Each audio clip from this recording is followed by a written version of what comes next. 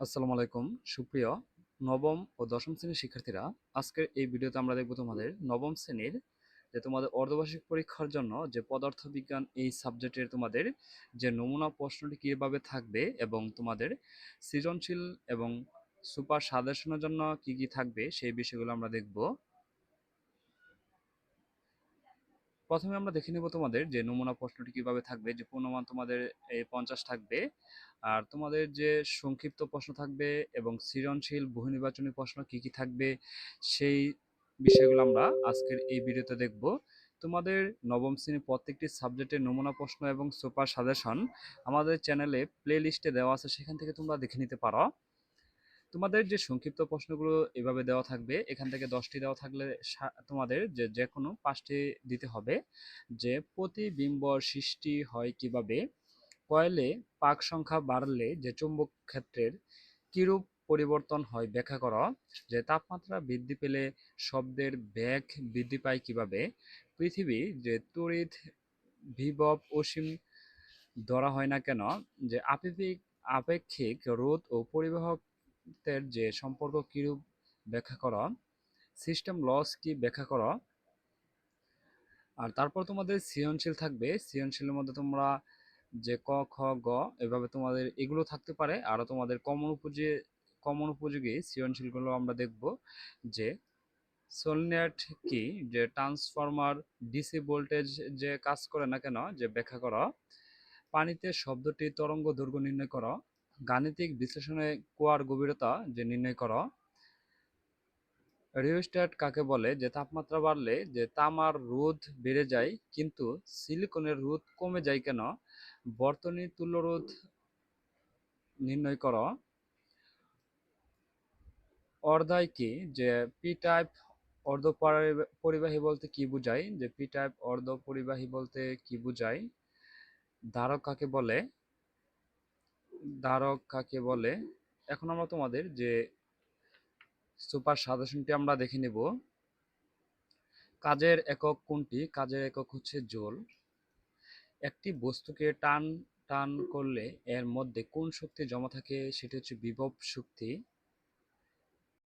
M বড় একটি বস্তুকে 20 এম এবং 30 এম 40 এম ও 50 এম উপরে রাখা হলো, কোন অবস্থানে তার বিভব শক্তি সবচেয়ে বেশি, সেটি হচ্ছে যে 50 এম। আমরা জানি যে 50 সব থেকে বেশি, এটি হবে 50 এম। কাজের মাত্রা কোনটি, 1 কিলোওয়াট ঘন্টা কত যে সমান জুল, সেটি হচ্ছে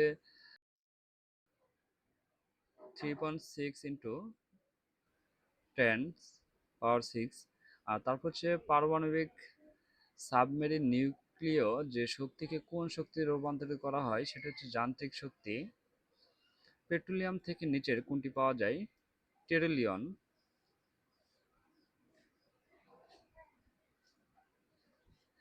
এ বিন্দুতে বস্তুটির গতিশক্তি কত, 20 জুল।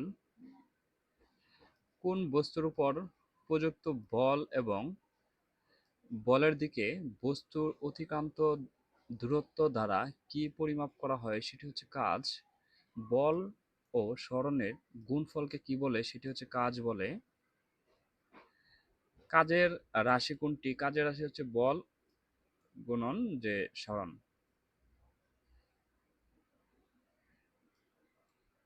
কাজ কি রাশি।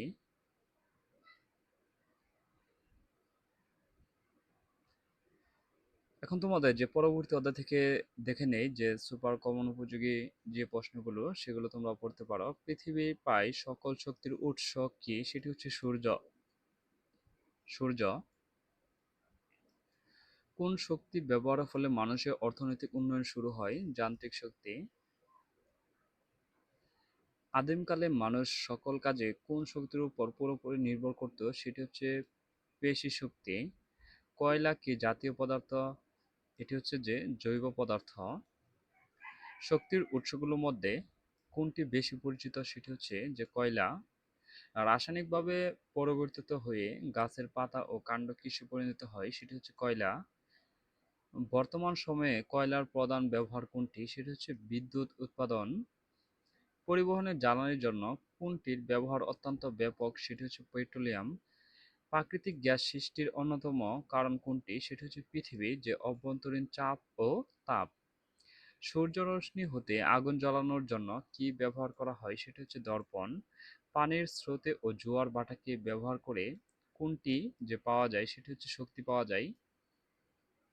পানি স্রোতকে কাজে লাগিয়ে যে বিদ্যুৎ উৎপন্ন করা হয় তাকে কি বলে? সেটি হচ্ছে জলবিদ্যুৎ।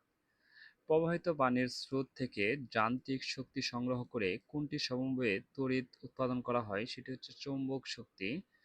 জলবিদ্যুৎ প্রকল্পে জলবিদ্যুৎ উৎপাদনের জন্য কোনটি ব্যবহার করা হয়? সেটি হচ্ছে বিভব শক্তি। কোনটির সম্পর্কে যে সংস্পর্শে ভূগর্ভস্থ পানি বাষ্পে পরিণত হয়? সেটি হচ্ছে হটস্পট। হটস্পটের সংস্পর্শে আসা পানি হতে সৃষ্ট বাষ্পের সাহায্যে বিদ্যুৎ উৎপন্ন করে কোন দেশ? সেটি হচ্ছে নিউজিল্যান্ড। বায়োমাস থেকে কোনটি সহজে উৎপাদন করা যায়? সেটি হচ্ছে বায়োগ্যাস।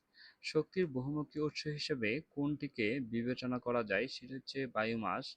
নিউক্লিয় বা- বিক্রিয়ায় যে মোট ভরের কোনটি ক্ষুদ্র ভগ্নাংশের যে রূপান্তরের ফল কোনটি? সেটি হচ্ছে শক্তি। এখন আমরা তোমাদের যে অনুধাবন প্রশ্নগুলো সেটি আমরা দেখে নেব, যা তোমরা সংক্ষিপ্ত প্রশ্নের জন্য পড়তে পারো। যে প্রবাহী যে কি, সেটা প্রবাহ কি? যে পদার্থ প্রবাহিত হয় যে হতে পারে তাকে প্রবাহী যে বলে। প্লবতার মান কি পরিমাণ হয়? এটি হচ্ছে প্লবতার মান বস্তুর নিমজ্জিত অংশ কর্তৃক অপসারিত তরল বা গ্যাসের সমান হয়। ব্যারোমিটার দ্বারা কি মাপা হয়? সেটি হচ্ছে যে বায়ু চাপ মাপা হয়। বল বৃদ্ধিকরণ নীতি কাকে বলে? আবৃত তরল পদার্থের ক্ষুদ্রতম অংশের উপর পিস্টন দ্বারা কোনো বল প্রয়োগ করলে এর বৃহত্তম পিস্টনে যে বলের বহুগুণ বেশি বল প্রযুক্ত হতে পারে একে বল বৃদ্ধিকরণ নীতি বলে।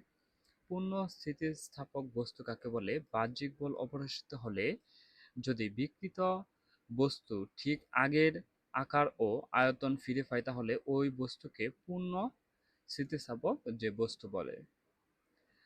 স্থিতিস্থাপক যে সীমা কাকে বলে? এটি পড়তে পারো যে পীড়ন কাকে বলে?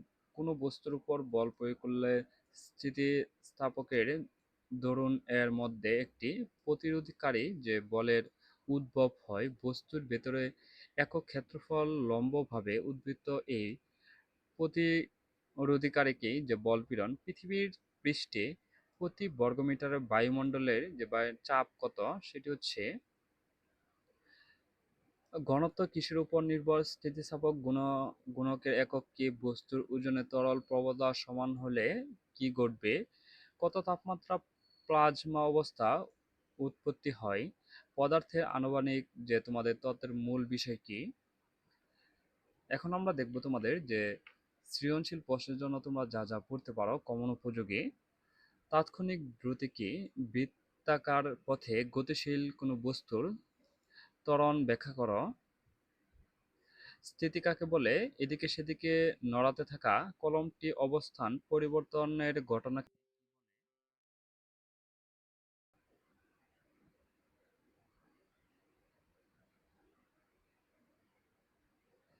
ত্বরণের একক কি? সুষম মন্দনের ক্ষেত্রে বেগ বনাম সময়ের লেখচিত্র আঁক। পড়ন্ত বস্তুর সূত্রগুলো লেখ। সুষম ত্বরণের একটি উদাহরণ লেখ। সমবেগ চলমান বস্তু ত্বরণ কত হবে ব্যাখ্যা করো। এখানে তোমাদের যে উত্তরগুলো দেওয়া আছে এখান থেকে তোমরা দেখে নিতে পারো। পড়ন্ত বস্তুর দ্বিতীয় সূত্রটি লেখ।